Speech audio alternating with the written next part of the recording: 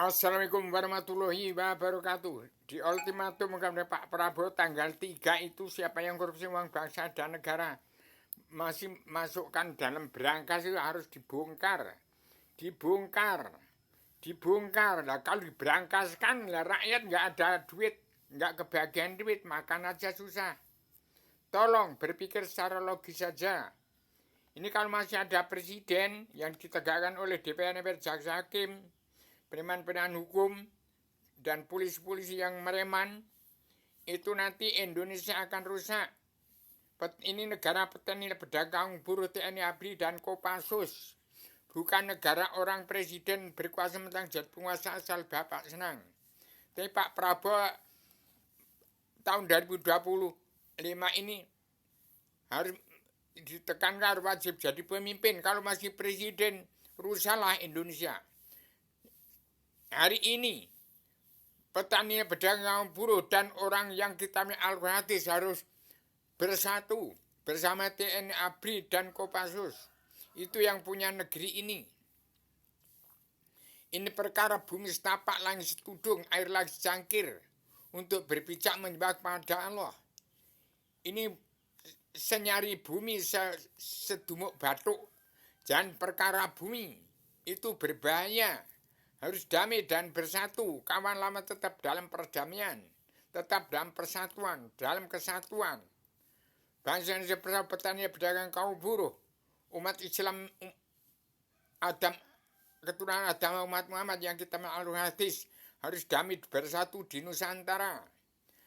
Anti makan, anti adu domba. Petani, nelayan, pedagang, kaum buruh. TNI ABRI dan Kopassus harus bersatu. Jihad sabilah, Allah Akbar, Allah Akbar, Allah Akbar. Tegakkan kebenaran, keadilan, tegakkan kebenaran dan kejujuran. Pasti menang, pasti jaya abadi Indonesia, tetap jaya abadi. Surodiro Jayaningrat leburing dipangestuti. Dikemin Pak Prabowo harus menjadi wajib memberi solusi perdamaian dunia, pemutihan pengampunan dosa, perdamaian dunia, persatuan umat Islam sehat. Demikian, Indonesia tetap jaya abadi. Mudah membalikkan pola pikir Pak Prabowo. Jangan menjadi presiden berkuasa menjadi penguasa asal Bapak senang dan harus jahat karena harus jadi kuda lumping. Di emper-emper yang munafik tidak kena Allah, buta kebenaran, buta hukum. Jangan politik, partai politik, demokrasi, partai demokrasi politik. Jangan tidak pindah ke agama. Harus pindah ke agama, kalau tidak nanti rusak. Jangan sampai terjadi pemerintahan otoriter. Petani, pedagang, kaum buruh minta aman. Minta aman saja. Minta aman, jangan dipreman. Jangan ditindas. Demikian saya teman sudah menjilbab dimui. Rubio, petualang dua pejuang tunggal tanpa boleh tetap mengawasi, melihat, meliti, menghitung, memantau, memandu jalan pemerintahan seluruh kepala negara bangsa di seluruh dunia.